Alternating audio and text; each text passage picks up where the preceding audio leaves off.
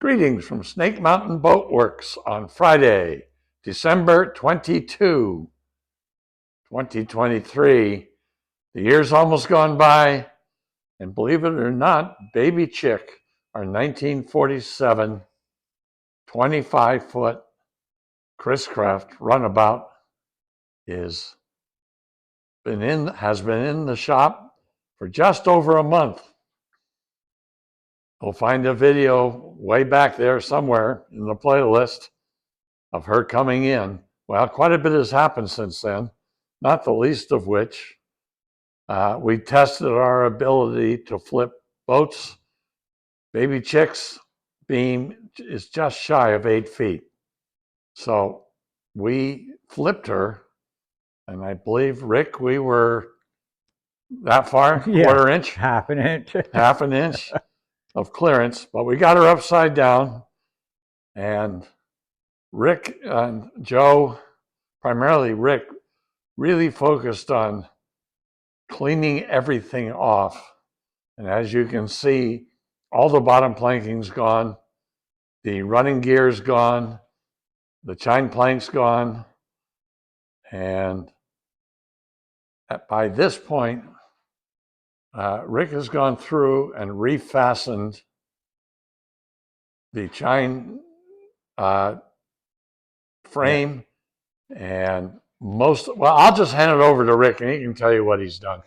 Yeah, I started out by going and replacing the screws on the chine plank here on our chine rail, and then the planks we took off because they were too damaged, so we'll have to replace them. And then I went through and I started pre-drilling and putting all new screws in all the frames. Because of the salt water, they were pretty well brittle, so they needed to be all replaced. And then I've been adding the bolts in where I need to too. There's bolts down in between all these frames that come down through, and you have to get every one of them. We've replaced every one of them at this point. Yeah, so far, and now we just got the upper parts. We got all these long bolts we got to replace too. But now, were most of them just plain brass? Yeah, the bolts you pulled? Yeah, I believe so. They're brass, right, Joe? Yes, all brass. Yeah, all brass. Yeah. And so we've replaced them with silicon bronze, and A lot of them. but you'll notice something's missing, and we'll let Joe talk about that in a minute. But just before we do, Rick, what are all these toothpicks? All these toothpicks are where there were screws. And a lot of them we had to drill out because they ended up breaking, taking them off. So, of course, that takes quite a bit of time. And we've gone through how many toothpicks so far? Just under 5,000. About 5,000. Just under 5,000 toothpicks.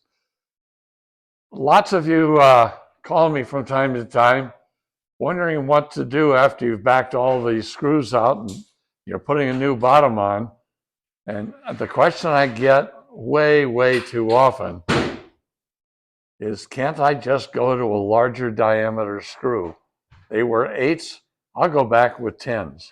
Now, if you are really going through the process of putting in a proper 5200 bottom, you also want to fasten it properly. So we fill every single empty screw hole with toothpicks. And you can see it's not just a toothpick. Here's one with 6 in it. Here's one with 5 in it. Here's a 3, here's a 4. So we douse the ends of the toothpicks in Gorilla Glue and force them in. And then when they've cured, we go through with the fin tool. Yeah, the flush cut saw and clean everything off. And before we begin putting a bottom back on this, of course, we'll finish cleaning these frames. They'll all be primed with tie coat primer, and then they'll receive multiple coats of Sandusky's Chris Craft Bilge Paint. Now, Joe's going to explain to us what's going on with what seems to be missing and what seems to be new.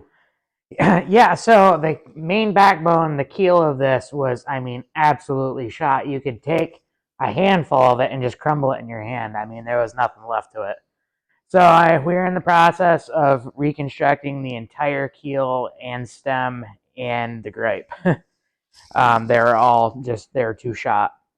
So it is, since the total length of the keel is just over 23 feet, it had to be done in 3 sections that have about a little over a foot scarf joint that will have a block on the underside and carriage bolts all the way through it. And it will all be consisted of 5200, and it gets rebolted down onto every single frame from the stern all the way to the bow.